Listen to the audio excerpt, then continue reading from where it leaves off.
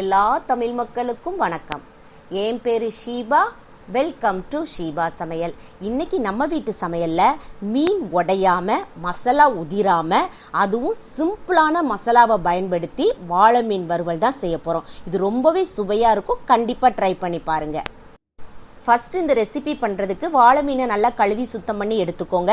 வாழை மீனில் புட்டு செஞ்சிங்கன்னா ரொம்பவே டேஸ்டியாக இருக்கும். அந்த வீடியோவை நான் போஸ்ட் பண்ணியிருக்கிறேன். அந்த லிங்க்கை நான் டிஸ்கிரிப்ஷன் பாக்ஸில் கொடுத்துருக்கிறேன். பார்க்காதவங்க போய் செக் பண்ணி பார்த்துக்கோங்க. இப்போ இதுக்கு சிம்பிளான மசாலா ரெடி பண்ணிடலாம்.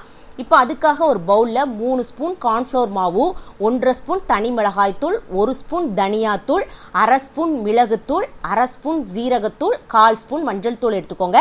தனி மிளகாய்த்தூள் நீங்கள் உங்களுடைய காரத்துக்கு தகுந்தபடி கூட்டி குறைச்சிக்கோங்க. அடுத்ததாக 1 ஸ்பூன் இஞ்சி பூண்டு பேஸ்ட் நல்லா ஃப்ரெஷ்ஷாக அரைச்சி சேர்த்துக்கோங்க. அது கூட தேவையான அளவுக்கு உப்பு சேர்த்துக்கோங்க. உப்புலாம் பெர்ஃபெக்டாக சேர்த்திங்கன்னா மீன் வறுவல் ரொம்பவே டேஸ்டியாக இருக்கும். இப்போ 1 ஸ்பூன் அளவுக்கு எண்ணெய் சேர்த்துக்கோங்க. நான் ரீஃபைண்ட் ஆயில் தான் சேர்த்துருக்கிறேன். இப்போ இதில் கொஞ்சமாக தண்ணி ஊற்றி, அதாவது ரொம்ப ஊற்றிடாதீங்க, தெளித்து இதை நல்லா பிசைஞ்சு எடுத்துக்கோங்க. ரொம்ப கட்டியாகவும் இருக்கக்கூடாது, தண்ணியாகவும் இருக்கக்கூடாது. இந்த அளவுக்கு பதத்தில் இருக்கணும். மொத்தமாக மீனை போட்டு நீங்கள் விரவி எடுத்துடாதீங்க. ஒவ்வொரு மீன் துண்டுகளையும் எடுத்து இதை மாதிரி நல்லா மசாலாவை அப்ளை பண்ணிக்கோங்க. அப்போ தான் அதனுடைய மேல் பகுதி, கீழ்ப்பகுதி, அந்த வயிற்று பகுதிக்குள்ளெல்லாம் மசாலாவை நம்ம நல்லா ராவி எடுக்க முடியும். இதை நம்ம உடனே பொரிக்கிறதா இருந்தாலும் பொரிக்கலாம். ஆனால் கொஞ்சம் ஊற வச்சிங்கன்னா உப்பு காரம் பிடிச்சி ரொம்பவே டேஸ்டியாக இருக்கும். குறைஞ்சது ஒரு 1/2 மணி நேரமாவது இதை நல்லா ஊற வச்சு எடுத்துக்கோங்க. இப்போ ஒரு 1/2 மணி நேரம் ஆச்சு, நல்லா ஊற வச்சு எடுத்துருக்கிறேன். இப்போ நம்ம இதை ஃப்ரை பண்ணி எடுத்துடலாம். ஒரு பேனை ஹீட் பண்ணிக்கோங்க. நம்ம நிறைய எண்ணெய் ஊற்றி இதை ஃப்ரை பண்ணி எடுக்கலாம். குறைவாக எண்ணெய் ஊற்றி இதை ஃப்ரை பண்ணி எடுக்கலாம். இதில் நீங்கள் நிறைய எண்ணெய் ஊற்றி ஃப்ரை பண்ணி எடுத்தீங்க அப்படின்னா மீன் ரொம்பவே சாஃப்டாக இருக்கும். இதை மாதிரி குறைவாக எண்ணெய் ஊற்றி நீங்கள் ஃப்ரை பண்ண போச்சில் 2 டிப்ஸை ஃபாலோ பண்ணுங்கள். ஒன்று, தீயினுடைய அளவை ஃபஸ்ட்டு சூடாக வச்சுக்கோங்க. மீன் போடவும் மீடியம் ஃப்ளேமில் வச்சு இதை குக் பண்ணுங்கள்.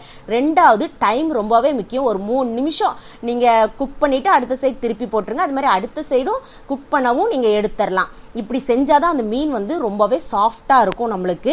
இப்போ பாருங்கள், சூப்பராக நம்மளுக்கு மீன் வறுவல் ரெடி ஆயிருச்சு.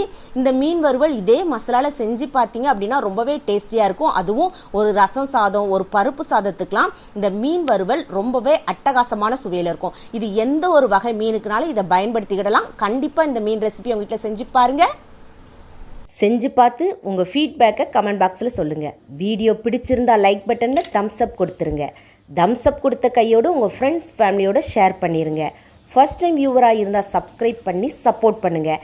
நான் இன்னொரு வீடியோவில் இன்னொரு வித்தியாசமான சுவையான மனமான ரெசிபியோடு நான் உங்களை சந்திக்கிறேன். அது வரைக்கும் டாடா பாபாய்.